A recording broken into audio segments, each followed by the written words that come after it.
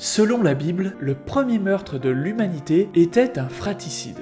Abel et Caïn, les deux premiers fils d'Adam et Ève, faisaient tous deux des sacrifices à Dieu, mais Dieu refusa les sacrifices de Caïn qu'il jugeait insuffisants comparés à ceux d'Abel. Et donc, Dieu fit d'Abel son favori. Mais la jalousie s'étant emparée de Caïn, il assassina son frère.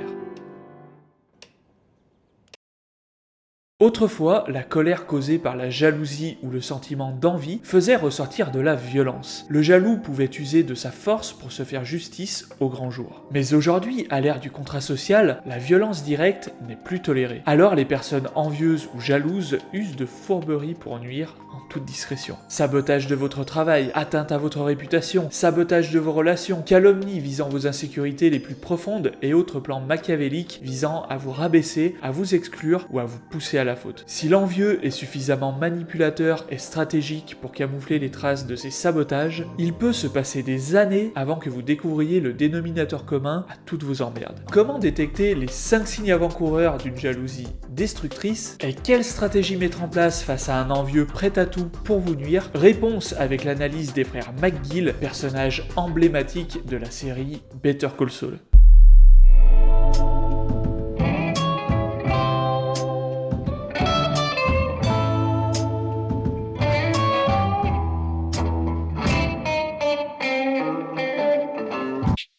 Jimmy et Chuck sont deux frères. Chuck est le fondateur d'un cabinet d'avocats très réputé nommé HHM. Son travail et sa rigueur ont fait de lui un avocat très respecté, il est reconnu pour sa brillante carrière et pour la prospérité de son cabinet d'avocats. Jimmy, lui, est à l'opposé de Chuck. C'est un gentil, mais il vit au jour le jour et monte des arnaques pour soutirer quelques billets à des personnes arrogantes et malhonnêtes. Un jour, Jimmy se fait arrêter, son frère Chuck veut bien le secourir, à condition qu'il reprenne sa vie en main. Jimmy accepte, Chuck lui évite la prison et l'embauche à la gestion du courrier de son cabinet d'avocats. Jimmy rentre enfin dans le droit chemin et suit même en secret des cours par correspondance. Il valide l'examen du barreau et devient avocat. Jimmy pensait pouvoir intégrer HHM, le cabinet d'avocats de son frère, mais l'associé de Chuck, Howard, lui explique qu'il n'y a pas de poste à pourvoir. Jimmy se lance alors en indépendant, en plaidant comme avocat commis d'office et peine à joindre les deux bouts. Un beau jour, Jimmy repère une fraude à grande échelle, il tient enfin l'affaire qui va faire décoller sa carrière d'avocat. Et cerise sur le gâteau, son frère Chuck accepte de l'aider. Très vite, les deux frères s'aperçoivent que l'affaire est trop grosse pour deux avocats. Chuck propose naturellement de se tourner vers son cabinet HHM pour venir en renfort, mais Howard Hamlin, le même associé qui avait déjà refusé l'embauche de Jimmy, accepte l'affaire mais refuse à nouveau de travailler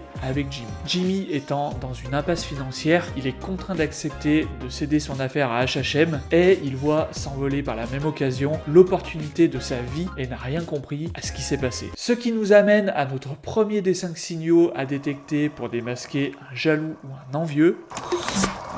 Les incohérences et la malchance récurrente. Lorsque le sort semble s'acharner contre vous, que vous ne comprenez pas ce qui vous arrive, il est possible que ça ne soit pas dû au hasard. C'est peut-être un envieux qui vous saborde. Depuis que Jimmy est avocat, ça fait la 2e fois qu'Howard, l'associé de Chuck, lui met des bâtons dans les roues. Tout d'abord, il refuse de l'embaucher dans le cabinet fondé par son propre frère, et maintenant, il refuse de travailler avec lui, malgré l'affaire en or que Jimmy lui apporte. Bien sûr, Chuck paraît outré et intervient même en la faveur de Jimmy, mais derrière cette apparence de bienveillance se cache la triste vérité. Tu lui as demandé de ne pas m'embaucher.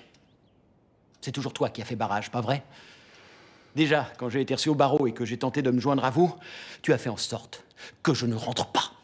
Pourquoi est-ce que tu as joué contre moi, Chuck? Nous nous intéresserons au pourquoi un peu plus loin dans la vidéo. Pour l'instant, gardez à l'esprit que lorsque les choses tournent mal et qu'il y a une sorte de redondance sans que vous compreniez pourquoi, c'est un premier signal à prendre en compte.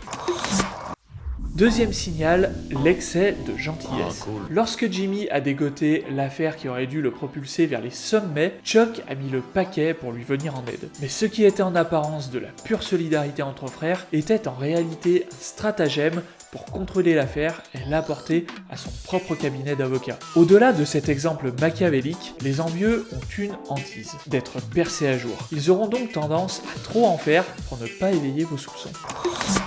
Troisième conseil, écoutez les mises en garde de vos proches. Lorsque Jimmy annonce à son ami Kim que Chuck se propose généreusement de l'aider, elle le met en garde en lui rappelant qu'il travaille toujours dans son cabinet d'avocat et que cette situation lui semble étrange. Comme on l'a vu juste avant, et malheureusement pour Jimmy, il n'a pas écouté son ami Kim et il est tombé dans le piège. Les envieux les plus à même de nous nuire sont toujours des proches. Il est donc difficile d'avoir le recul nécessaire pour voir la situation dans son ensemble. De plus, les personnes brillantes, et c'est le cas de Jimmy, ont une certaine naïveté vis-à-vis des envieux. Le fait qu'elles soient brillantes et sûres d'elles, ça les immunise contre le sentiment d'envie, et donc elles ne se rendent pas compte des émotions négatives qu'elles suscitent chez les envieux. À l'opposé de l'envie, il y a l'admiration, et quand Jimmy parle de son frère, il est dans l'admiration. Chuck est une rockstar, ils vont s'écraser.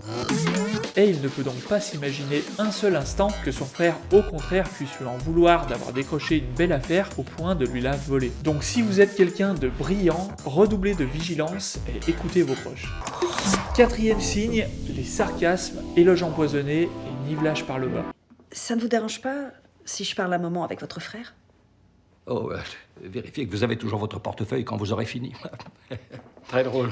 Ce genre de sarcasme peut paraître anodin, mais c'est souvent l'envie qui s'exprime sous couvert de l'humour. Dans cette autre scène, Chuck félicite Jimmy pour son nombre de clients en forte augmentation, mais il cherche à tout prix un prétexte pour minimiser, voire s'approprier les succès de Jimmy. L'ego fragile des envieux rend vos succès insupportables pour eux. Gardez à l'esprit qu'un envieux essayera de vous discréditer de vos succès avec des éloges empoisonnés, et il cherchera à vous dévaloriser avec des sarcasmes. Ultime signe, les micro-expressions, lapsus et actes manqués. Contrairement au sarcasme et aux éloges empoisonnés, les micro-expressions, les lapsus et les actes manqués sont spontanés et inconscients. Il faut donc les observer à chaud. Regardez bien la réaction de Chuck lorsque Jimmy lui annonce qu'il a pris des cours par correspondance et qu'il vient de valider l'examen pour devenir avocat. Tu es fier de moi?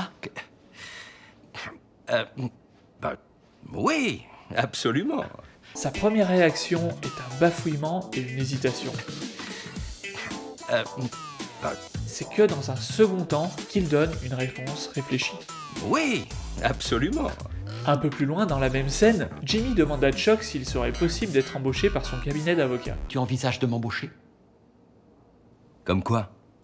Oh, comme avocat. Lorsque Chuck demande spontanément quel poste vise Jimmy alors qu'il vient d'être nommé avocat, c'est un acte manqué. C'est l'inconscient de Chuck qui parle, parce qu'au fond de lui, il a l'aversion que Jimmy soit un avocat tout comme lui. Pour les micro-expressions et autres langages non verbal, un bon exercice est d'analyser les réactions de vos personnages de série préférés. Le moindre auto-touchage d'oreille peut en dire long. Ici, il s'agit d'un signe démontrant la gêne de Chuck, et cet auto-touchage de la bouche et du nez démontre une gêne parce qu'il doit féliciter Jimmy. Si ces 5 signes vous permettront d'identifier un envieux, le risque c'est de mal interpréter des situations et de voir des envieux là où il n'y en a pas. Autrement dit, si vous n'appréciez pas trop quelqu'un, vous aurez tendance à être plus suspicieux. Vous interpréterez des situations comme étant des signaux d'envie alors que c'est peut-être autre chose. Au contraire, chez quelqu'un que vous aimez bien, vous aurez tendance à baisser la garde et vous passerez peut-être à côté de précieux signaux. Pour limiter les effets de ce biais cognitif, vous devez éduquer vos idées préconçues en comprenant en profondeur les déclencheurs de l'envie. Jimmy. Non, maman, c'est moi, Chuck. Jimmy. Non, maman. C'est... Entre frères et sœurs, le premier déclencheur de l'envie est une préférence ou une différence de traitement de faveur du parent vis-à-vis des différents enfants.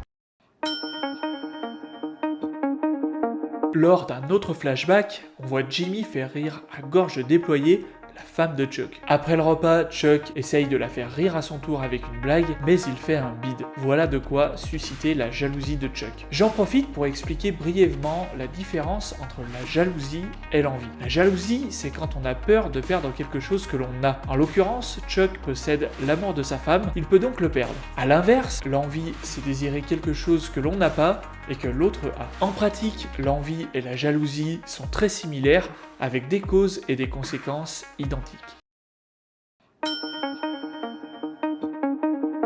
Autre déclencheur de l'envie, surtout chez les hommes, le statut social. C'est d'ailleurs ce changement de statut chez Jimmy qui a réveillé la jalousie de Chuck. Chez les femmes, on retrouvera plus facilement la beauté et la jeunesse comme source d'envie ou de jalousie. Miroir magique au mur, qui a beauté parfaite et pure? Parmi les autres déclencheurs, on retrouve la richesse, le charisme, l'indépendance, l'intelligence, en fait à peu près tout ce qu'on peut comparer aux autres. Ici, Jimmy a trouvé la preuve que c'est Chuck qui lui fait barrage depuis le début et il lui demande de s'expliquer. Pourquoi est-ce que tu as joué contre moi, Chuck? Tu n'es pas un vrai avocat. Université des Samoa américaine, on se moque de qui avec ça? Des cours par correspondance? C'est une plaisanterie. Je te signale que moi, j'ai sué sang et eau pour en arriver là, et je devrais te considérer comme un de mes pères, parce que toi, tu y es arrivé par tes raccourcis, et que tu fais marrer les gens avec tes conneries. Moi, c'est toute ma vie que j'ai dédiée à ce métier. Chuck nous fournit la démonstration du problème de fond de l'envieux ou du jaloux. Malgré tous les efforts qu'il a fait pour atteindre sa position, il sent que son frère est sur le point de le dépasser. Il ressent un énorme sentiment d'injustice et se sent impuissant face à sa situation. Comme Chuck est déjà au maximum de ses capacités, il préfère saboter le travail de son frère et lui voler son affaire plutôt que d'accepter de perdre son statut de leader. Remarquez qu'à aucun moment Chuck n'admet se sentir inférieur. Un envieux n'admettra jamais qu'il vous envie, pas parce qu'il vous ment, mais parce qu'il se ment à lui-même. Chuck s'est auto-convaincu que Jimmy ne mérite pas le succès parce que contrairement à lui, il n'en a pas bavé et il n'a pas eu une vie irréprochable. La vérité, c'est que depuis que Jimmy est devenu avocat, Chuck est dans une crainte de ses succès et il est dans la réjouissance de ses échecs. Pour en savoir plus sur cette joie malsaine que l'on appelle la Schadenfreude, je vous mets en lien dans la description la vidéo de Randa qui traite parfaitement le sujet. Si comme Chuck vous ressentez que le succès d'autrui est injustement grand vis-à-vis du vôtre, c'est peut-être parce que vous êtes jaloux ou envieux. Dans ce cas, plutôt que de chercher à nuire ou à vous venger, voyez plutôt quelles actions vous pouvez mettre en place pour accéder au même niveau de succès. C'est la solution qu'avait choisi Jimmy lorsqu'il enviait la carrière de Chuck alors qu'il était à la distribution du courrier. Il a décidé de prendre des cours du soir et il est devenu avocat. Si par contre c'est vous l'émanciper et que vous avez affaire à un envieux, eh bien à part vous en éloigner le plus possible, il n'y a pas grand chose que vous puissiez faire. Il y a quand même une chose à ne pas faire, c'est de chercher à se venger des actes de l'envieux. Après que Jimmy ait percé Chuck à jour, il décide de se venger et contre-attaque. Et au final, il gagne. Il réussit à faire virer Chuck de son propre cabinet, mais cette victoire est en réalité une victoire à la Pyrrhus. Même s'il a pris l'ascendant sur son frère, il a dû sacrifier des ressources et ses principes qui au final l'ont éloigné de ce qu'il voulait vraiment devenir, c'est-à-dire un avocat respecté et reconnu comme son frère. C'est d'ailleurs cette décision de vengeance qui a mis à mort son intégrité et l'a transformé en Saul Goodman, l'avocat sans scrupules que l'on retrouve dans Breaking Bad. La conscience, c'est hors de prix de nos jours.